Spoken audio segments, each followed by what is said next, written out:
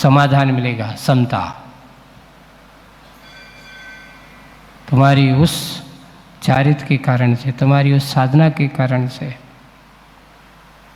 तुम्हारे उस अंतरंग के परिणामों के कारण से आज ये है कि देखो लोग चाह रहे हैं कि आज मेरे घर पे महाराज आ जाते, मैं धन्य हो जाता।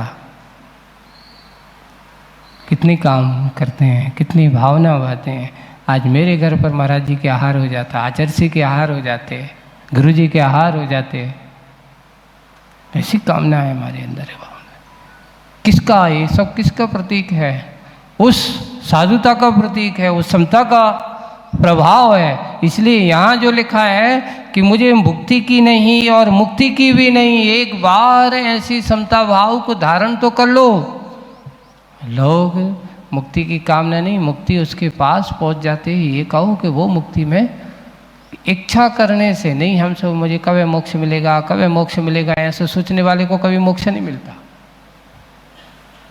हम कब संसार के जाल से छूटेंगे, कब संसार के जाल से छूटेंगे, सोचने वाला छूट नहीं पाता। जो छूटता है वो सोचता नहीं है, जो सोचता है वो छोड़ता नहीं है।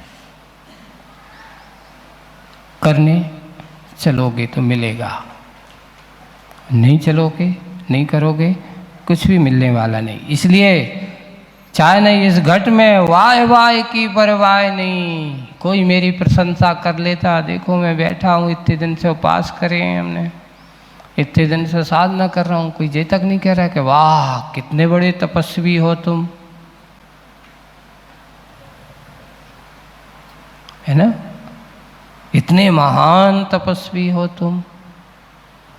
कोई मेरी स्तुति आकर के पूजा पाठ नहीं कर रहा है, कोई मेरी जयकारा नहीं लगा रहा है, कोई मेरी जाकर के इतने अरे महाराज ने इतने महीने के उपास कर लिए, इतने ये कर लिया, ऐसा कर लिया।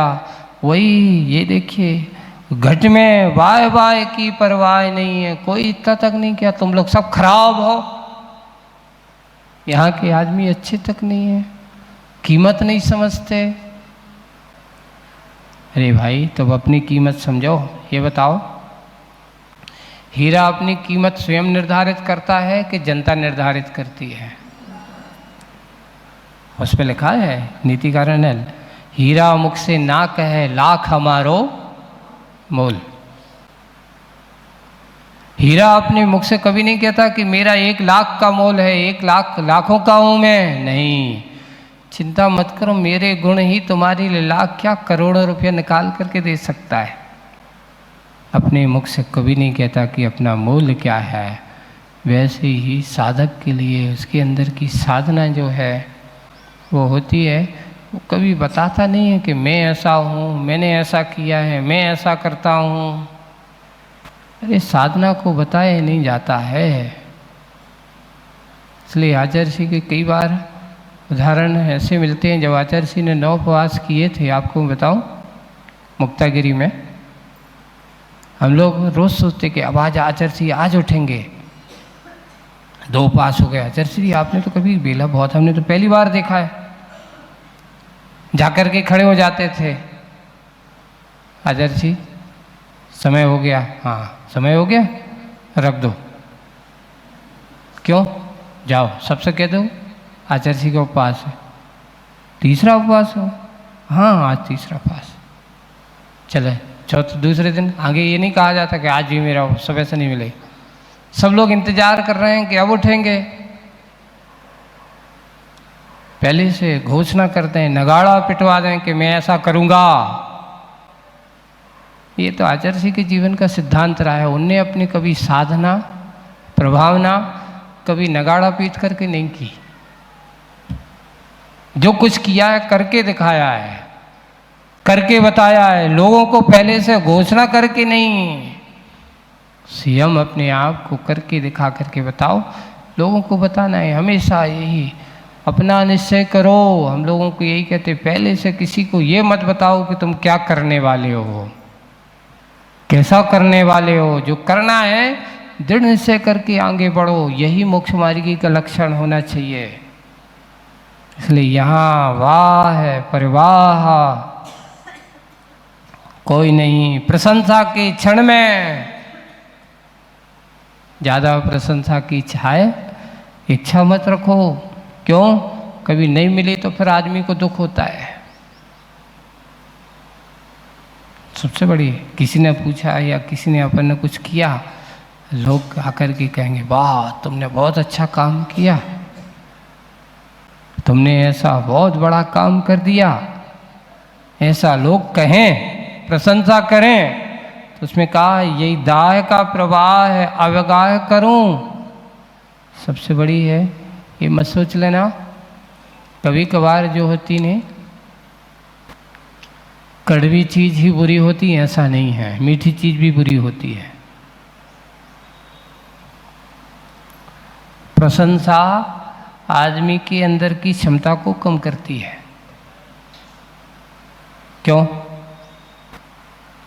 एक और है उदाहरण। एक बार क्या हुआ, एक व्यक्ति पेड़ पर चढ़ गया बिल्कुल ऊपर तक। कहाँ तक पहुंच गया? बिल्कुल ऊपर तक, जो चढ़ना बहुत मुश्किल काम था, चढ़ गया। वाह, सब लोग कह रहे वाह वाह, खूब चिल्ला रहे हैं, उसकी प्रशंसा कर रहे हैं। अब उससे कहा उतरो, क्योंकि चढ़ने के बाद अब क्या करना है, चढ़ तो गया, अब उतर रहा है, डर रहा है। तब उतरते उतरते उतरते थोड़ा सा रह गया, और यहाँ लोग उसकी प्रशंसा की, वाह वाह, तालियां ठोकते ठोकते उसमें रह गया, पांव फिसला और किनारे पे आकर धीरे से ऐन वक्त पर ये कहा कि जब बिल्कुल सारी सफलता मिलने वाली थी, किनारे पे आकर के डूब गए।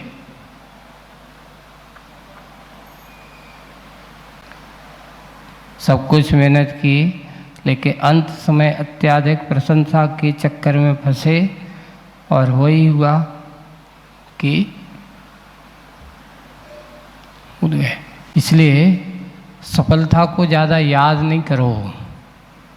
नीतिकार ने लिखा है, सफलता की चिड़िया को पकड़ के उड़ा देना चाहिए, ज़्यादा बार बार क्या नहीं करना चाहिए, मैंने ऐसा किया, मैंने ऐसा किया। उसको उड़ गई, जो हुआ सो, क्या क्या किया, जो हो गया सो उसके बारे में मत सोच, क्या करना है ये सोचो। इसलिए सफलता की चिड़िया को हमेशा उड़ा देना चाहिए और असफलता को हमेशा याद रखना चाहिए। किस कारण से, उस कमी को दूर करने की कोशिश करो। ये हमारे महान व्यक्तियों के सूत्र हैं। असफलता आपको सजगता का कारण होगी और सफलता आपको अहंकार का कारण बन सकती है, आपके लिए गाफिल करने वाली हो सकती है। इसलिए प्रशंसा की परवाह है, वो दाय के समान हो सकती है, दुख का कारण हो सकती है। इसलिए अत्याधिक प्रशंसा की चाह मत करो,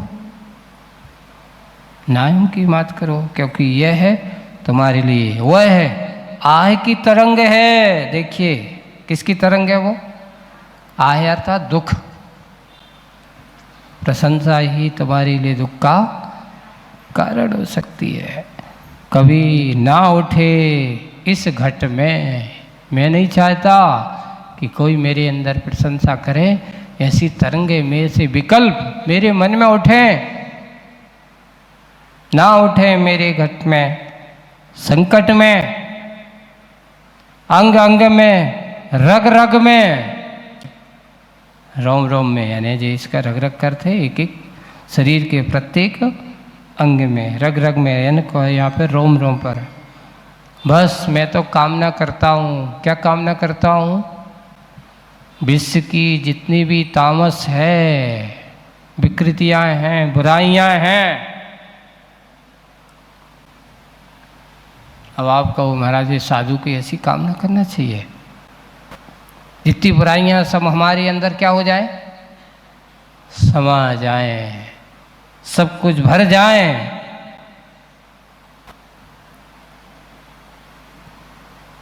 ऐसी कामना करना महाराज आपकी साधुता खतरे में आ जाएगी। लेकिन अगर मेरे अंदर साधुता सच्ची होगी तो कितनी भी बुराइयां तुम दो। तो एक बार किसी ने कहा कि ये बताओ तुम ये चीज़ खाते हो, तम्बाकू खाते हो, ये अच्छी चीज़ है कि बुरी चीज़ है? बोले कि बुरी चीज़ है। फिर क्यों खाते हो? बोले कि क्या करें, आदत है ना, आदत है। तो ये आदत को अच्छी आदत में बदलना चाहते हो? बोले कि बदलना चाहते। तो क्या करना है? कुछ नहीं करना है। तुम जो बीड़ी पीती हो, जो सिगरेट पीते हो, जो तम्बाकू खाते हो, उसको छोड़ दो। कैसे छोड़ दें? कैसे छोड़ दें बताओ? तो बोले कि आप पकड़ते कैसे हो? छोड़ दे कैसे दे? वो अब यही प्रश्न करते कैसे छोड़ दें। तो मैं उससे कहा तुम पकड़ के बताओ। तो उसने पकड़ के बता दिया, देखो ऐसे छोड़ते हैं। तो अब छोड़ने का तरीका मैं उनसे कहता हूँ ऐसी 2 अंगुलों की ऐसा कर दो, अपने आप क्या हो जाएगी? छूट जाएगी। महाराज शरीर से छोड़ना तो बहुत आसान है, पर मन से, दिमाग से निकालने का तरीका बताओ। तो मैंने कहा मन में उसको पकड़ने के भाव मत रखो। हम क्या है कि बार बार कोई भी चीज़ छोड़ते हैं, है ना, और छोड़ते हैं तो एक ये बात है, जब तक वो जहाँ देखो वही वही दिखाई देती। एक बार किसी ने कहा महाराज कोई नियम दे दो, हम आपका नियम का पालन करेंगे। देखो बहुत कठिन नियम रहेगा। बोले कि हाँ दे दो, आज करेंगे, पालन करेंगे। तो मैंने कहा कि एक काम करना, आज तुम्हें मन में बंदर को याद नहीं करना। क्या याद नहीं करना? देखना आज नियम जैसे तुम पालन। तो क्या कह रहे हैं, अच्छा महाराज इतना सरल नियम है, जो तो बहुत है। क्या अच्छा सरल देखते हैं आज नियम क्या है? बंदर को याद नहीं करना। महाराज जब से नियम लो इतनी बार बंदर याद आ रहा है। जब देखो जब कहीं बात है, आज नियम, आज का नियम बोले बंदर को याद नहीं करना, उसी की याद आ रही है। वैसे ही जब किसी से कहते हैं भाई तुमने तम्बाकू छोड़ दी है, तो एक काम करो तम्बाकू को याद नहीं करना। बोले जब से तम्बाकू छोड़ी जब से क्या हो रहा है? बार बार। वैसे नहीं करते थे, दिन में एक आध बार, लेकिन जब से छोड़ी जब से बार बार याद आती। बस एक काम करो, बार बार याद आती है, याद आना दो, लेकिन तुम उसको पकड़ना मत। अपने आप भूल जाओगे। कब तक? कितना मन भी थक जाता है सोचते सोचते, उसको थका दो। एक बार तुम्हारा मन सोचते सोचते अरे यार कछु नहीं होने सोचवे से, अब मिलने वाली तो है नहीं है, क्योंकि ये आदमी पूरा पक्का क्या हो गया, अब सोच लिया कि अब तुझे तो तुम कितने याद करो, तुझे तम्बाकू बीड़ी सिगरेट मिलने वाली नहीं है। तो मन भी कहता है, उसका नाम अनंग है, मनवाता भी है तो मानता भी है, दोनों है। हाथ हमारे हाथ में है, बिल्कुल वही है। इसलिए चाहे साधु तो कुछ नहीं कर सकता है। सारी दुनिया की विकृतियां भरी पड़ी हो, यहाँ से हम जाते हैं सब कुछ देखते हैं, लोगों से हंसे हैं, कई बार आते हैं। तो एक बार एक लड़का था, मुंह लगा हुआ आदमी, कभी कभार रहते हैं, परिचित हो जाते, कुछ लोग लग जाते हैं। महाराज जी एक बात पूछे? बोले कि हाँ पूछो। पहले आप लोग जब घर में थे तो बाजार जाते होंगे, कहीं जाते, इधर जाते होंगे, उधर जाते होंगे, है ना? तो आप लोग उस समय अलग थे भला। और जब आप लोग विहार करते हो तो रास्ते में ही आते हो, तो उन सब की याद आती कि नहीं आती आपको? आपका मन नहीं होता कि वहाँ जाऊं?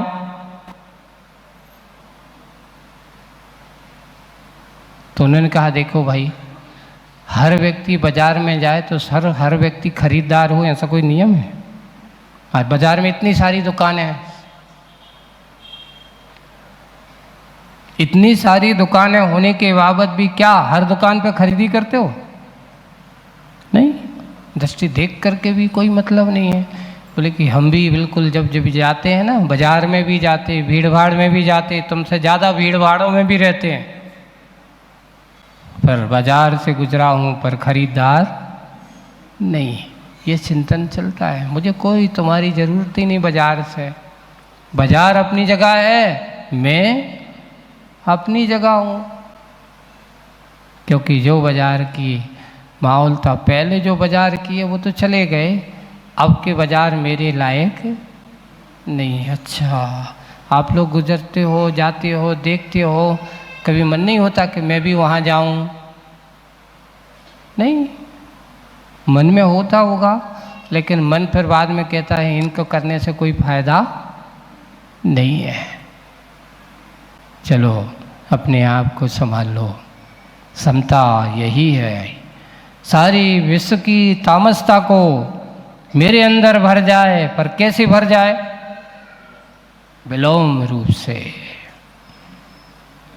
विलोम रूप से जब तामस को विलोम किया तो वह क्या बन गई? समता। इसलिए आज की बात है, समता की बात है। शांति से साथ समता को जो धारण कर ले, वही समता का उपासक बन सकता है। आज की कविता में समता की बात आप लोगों ने समझी है। अब देखते हैं हमारी समता कितनी है। सबसे पहले अपने अंदर की क्षमता अच्छी होगी तो समता भी अच्छी होगी। अगर क्षमता नहीं है तो कोई कितना भी तुम्हें समझाए, कुछ भी कहे, तुम्हारे लिए कुछ भी मिलने वाला नहीं है। हम उस अपने अंदर की क्षमता और समता दोनों को बढ़ाने की कोशिश करें। वही है, गृहस्थ जीवन में समता नहीं है तो कम से कम संतोष तो अच्छे से रख लो, क्योंकि जो जितना संतोषी होगा वो उतना सुखी होगा। हम सुखी बनने की राह पर चलना चाहते हैं तो आज 4 प्रकार के सुख आपको बताए हैं। उन चारों प्रकार के सुखों की अपना चिंतन, परिचर्या और उनको समझने की कोशिश करना। मैं कितना सुखी हूँ, मेरे पास कितने सुख हैं, उनको भी समझे। एक दूसरे के प्रति आधारित होता ना चाहिए, उसको भी समझे। बोलिए परम पूज्य आचार्य गुरुवर श्री विद्यासागर जी महाराज।